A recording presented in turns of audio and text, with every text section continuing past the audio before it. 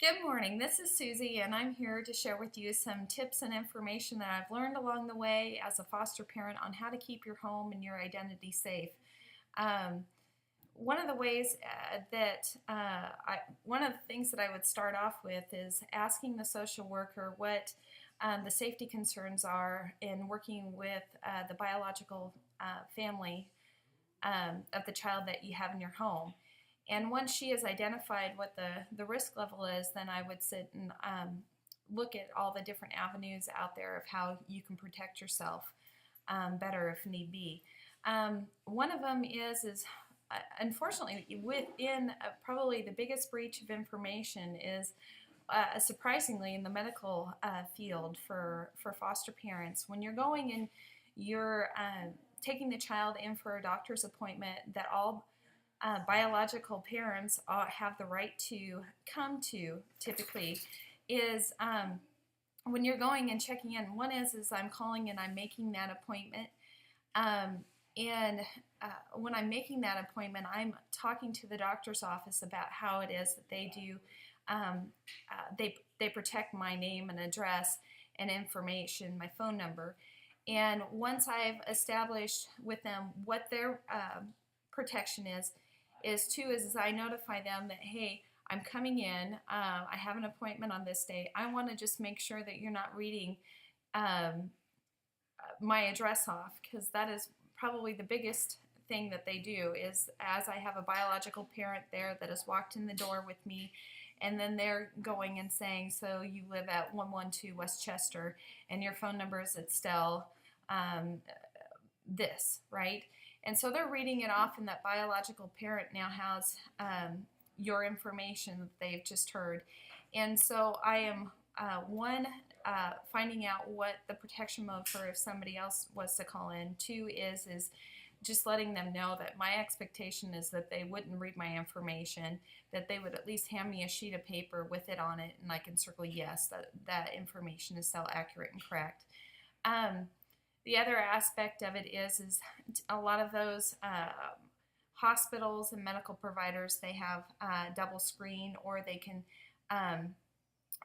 have one screen that has basic information about the child but does not have, it's got a flag on it essentially where they can flag it and not have the address there. That makes them move to a second screen that they can put your information on after they've read the flag of why your information isn't on the beginning, so that way when they get to the second screen, they've already had to read through the flag of why the information was at the beginning of the screen. And so it helps them to identify that, hey, we need to really watch the confidentiality on this case and know who it is that we're talking to and who we're giving that address and information out.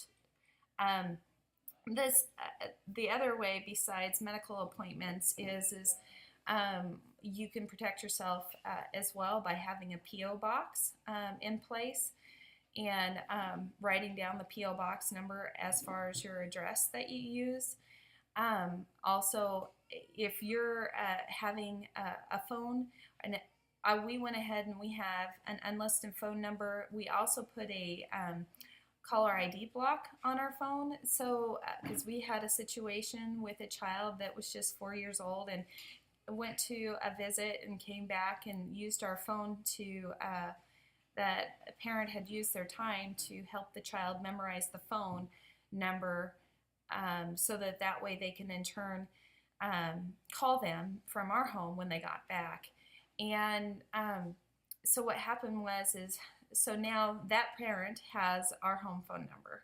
So a very easy thing right off the bat is to just have a call block on your phone number, and that'll alleviate that piece of it. If you have, once you've talked to your social worker, identified the safety concerns and risks, the other piece is if you have a unique name, a first name or whatever, and you're using that in a journal that's going back and forth between the parent. If you live in a small town, it may be, especially with social media these days, it can be very easy to find you. So oftentimes just talk again to the social worker about, maybe you can use an alias or have a name for yourself for that case, depending on how high of a security risk it is for your family. The other one would be Facebook. So in the time of social media, oftentimes people can Google your name if they do find it out, and then they find your Facebook account. And I would just say, I tighten down my security. I don't want anybody that is not my friend knowing and seeing pictures I post and personal information that I put out there. So I just keep in mind your Facebook settings and all of that. And also, when you're here in our area, and it's different for everywhere, we can post pictures of foster children on our Facebook page, but we cannot identify those foster children as being foster kiddos. They can just be in the photo. And make sure that you're not sharing all sorts of information about the children in your care on your Facebook, because that's a confidentiality. You're not supposed to do that. So oftentimes we're so excited to share, and that we miss some of the important pieces, and I'd much rather have you know now than later. So Facebook is a big piece of it too. I also use, if I have a bag going back and forth between visits in my home, I make sure that it's a separate bag for visits, because it is so easy for me to tuck in a personal piece of information in my diaper bag, and then that same diaper bag that goes to the visits, and then all of a sudden I forgot to take out a form for a doctor, or something that has our personal family information in it. So I have a diaper bag specifically set up, or a care bag that is the sole purpose of that bag, is for visits, for kids coming back and forth from my home, and that's also where I keep the journal that goes back and forth from my house to the parents' house. And then let's see here, schools are another big place where information can be given out. So I would just have a conversation with your school about making sure that your information stays confidential, but also understanding that when the children are older and can tell what your name is, where you live, the phone number, that's also something to take into consideration, because again, it's just one of those things. Talk to your social worker. They're here to oftentimes help you, and if you're not getting the help that you need from your social worker on how to protect yourself, I would really encourage you to get involved with a group that supports foster parents, or get to know another foster parent that may be that can mentor you through some of that, because when you're first starting out, there's just so much out there. I don't want to scare you with all the safety talk.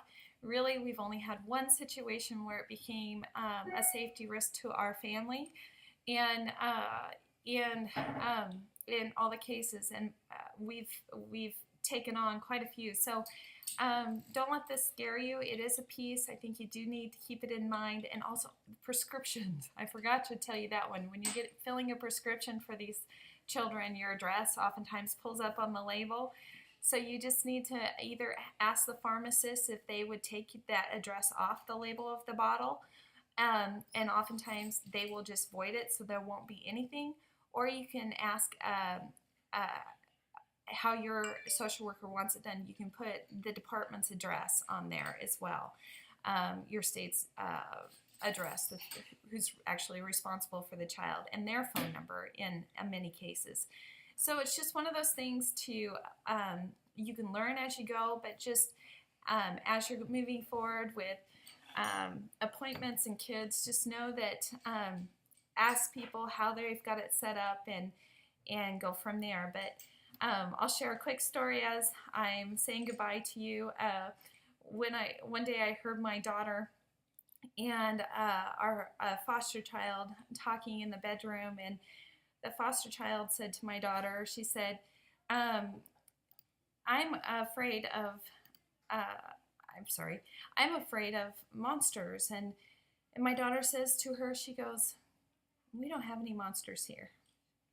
She said, they're afraid of my mom. So anyways, I thought that was cute. I just hope this video helps you, and thank you for joining me today, and we'll see you again.